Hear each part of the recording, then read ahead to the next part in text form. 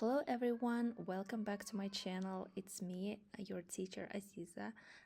Today we are going to continue our lesson. So it is the Model 1, Lesson 2, Unusual Buildings.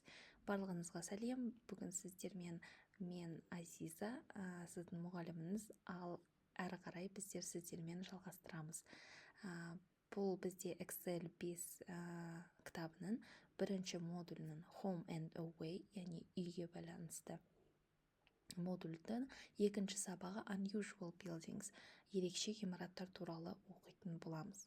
Okay, so in today's lesson we are going to learn some new words.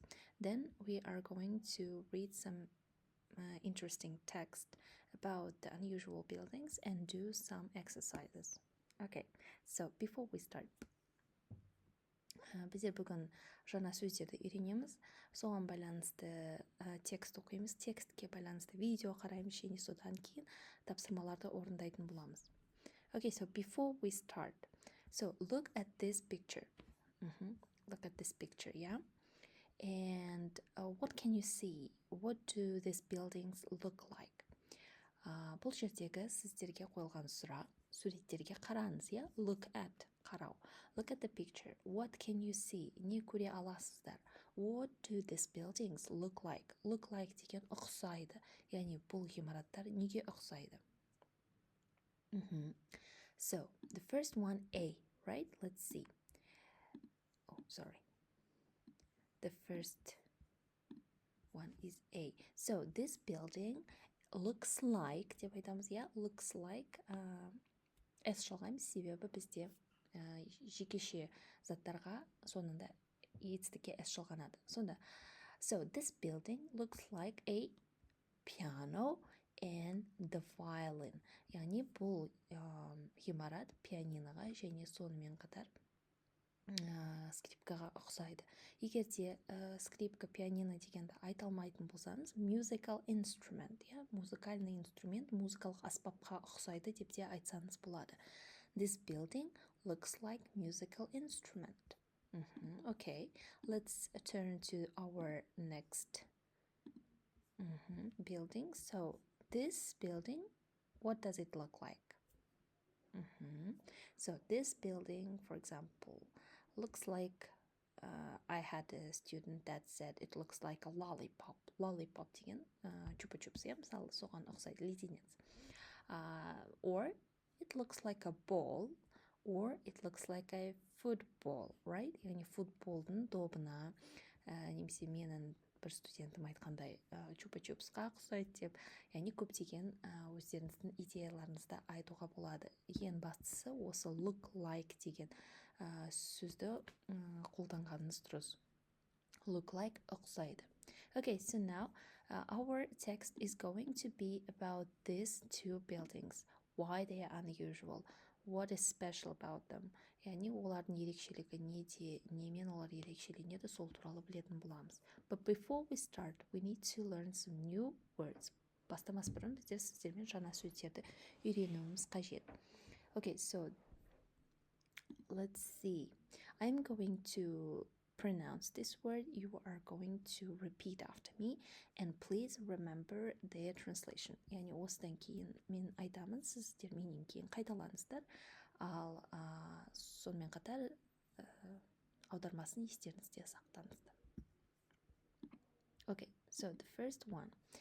The first word is unusual. Unusual, ерекше. Unusual, ерекше. Бұл жердегі S пен U-дің қосындысынан Ж сияқты болады. Unusual.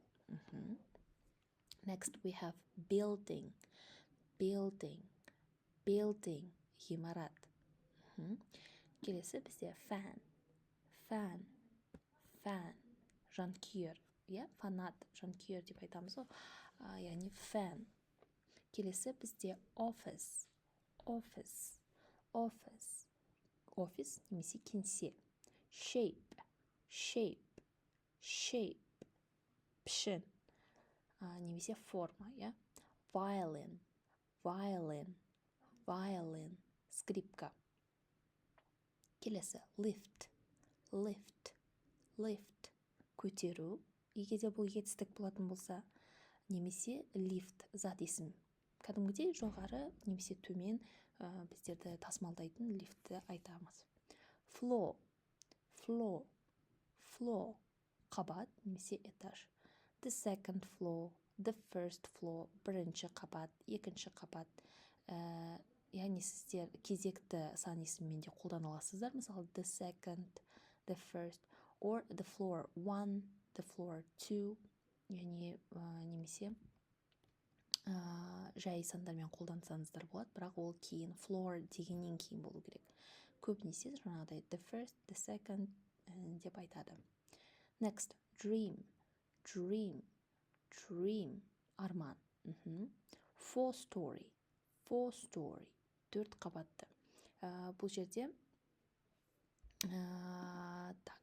на floor деген этаж, я. Мысалы, сіз сөйлемде қолданған кезде it has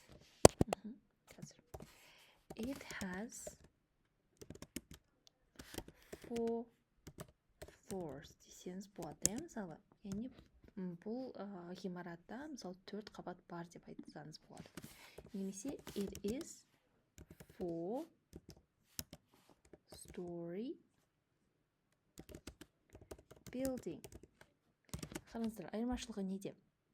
It has four floors, бұл жерде бұл зат есім ретінде қолданылған. Ал 4 қабатты four story бұл бізде сын есім ретінде. Яғни 4 қабатты не? Содан кейін зат есімді міндетті түрде өзінен кейін талап етеді. Сол үшін де it is four story building деп айтсаңыздар болады. Яғни екеуінің айырмашылығын сізге түсіндіргім келген. Story деген, яғни қабат деген мағынада да келеді. Бірақ four story, two story, three story деп айтсаңыздар, бұл қабатты, яғни сын есім ретінде қолданылған. Ал floor бұл жерде зат есім ретінде қолданылған. Сол үшін де олардың сөйлем ішінде қызметтері де әртүрлі болады. Келесі, great view, керемет көрініс, яғни әдемі, керемет көрініс. Outside, сыртында, ал inside ішінде. Outside сыртында. Metal, металл. Inside ішінде деп айтып кеткен болатын. Wood, ағаш. Екі оның қосындысы бізде у, яғни wood. Сондай дыбысты береді. Келесі, cool, салқын. Сонымен қатар cool деген круто, яғни керемет деген сияқты мағынада да қолданылады. Бірақ біздің тексттің жағдайында, контекстінде айтатын болсақ, онда бұл салқын деген мағынаны білдіреді. Summer, жаз. Warm, жылы. Winter, қыс. Бұл жерде де warm деп оқылады, жақсы ма? Мінекей, осы бізде жаңа сөздер, міндетті түрде естеріңізде сақтаңыздар. Қазір біз сіздермен текст оқыған кезде осыған қарап аударатын боламыз. Енді қазір сіздермен тексті қарайық, видео қарайық, кейін текст оқитын боламыз, әрі қарай тапсырманы орындаймыз.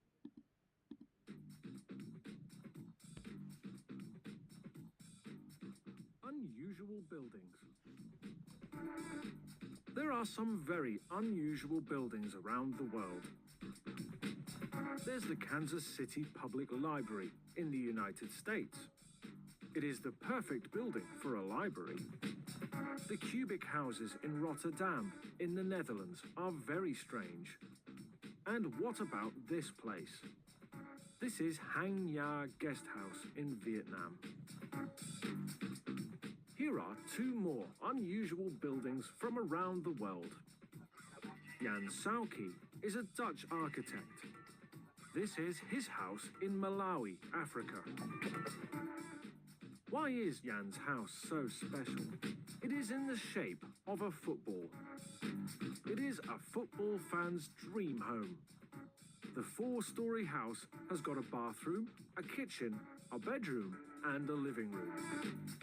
It It has also got a great view from its windows. The outside is all metal and the inside is all wood. So the house is cool in the summer and warm in the winter. Maybe I'm crazy, but I love football, Yan says. In Huainan, China, there is a great building for music fans. It is in the shape of a piano with a violin in front of it. They are about 50 times the size of a real piano and violin. It's a popular tourist attraction. There is a lift inside the violin to take people up to the next floor. It has got a lot of windows, so there is plenty of light. It isn't a house, it is an office, so there are no bedrooms or kitchens. Is there an unusual building where you live? What is special about it?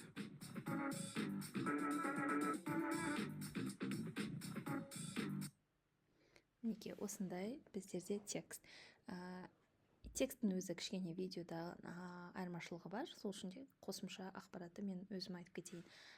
Яғни Канзастағы жаңа кітапхананы көрген болатынсыз, иә? Олар кітаптың пішінінде, сонымен қатар Вьетнамдағы керемет қонақ үй және тағы басқа.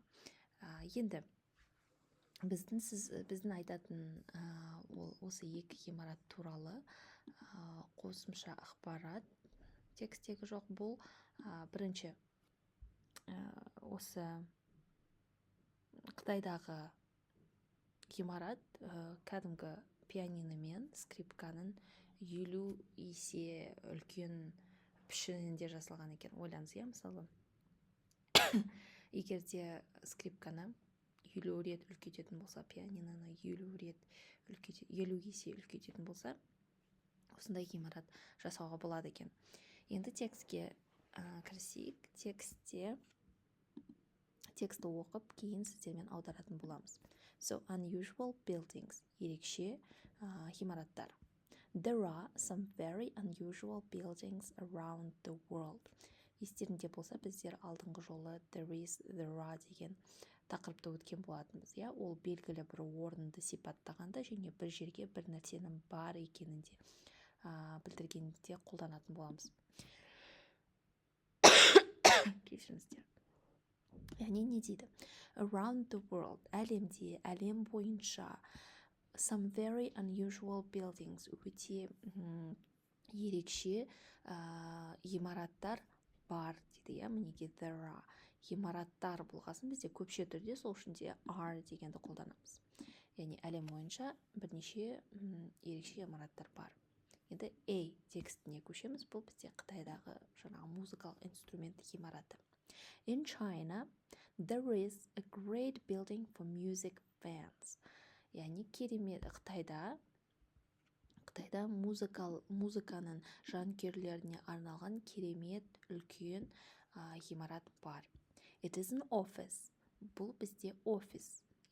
It is in the shape of piano with a violin in front of it. Яғни біз не дейді? Бұл жерде, бұл кеңсе дейді, офис. Бұл кеңсе, және де ол пианиноның пішінінде, оның алдында скрипканың пішініндегі тағы бір ғимарат бар дейді. There is a lift inside the violin. Яғни не бар дейді? Осы скрипканың ішінде лифт бар. To take people up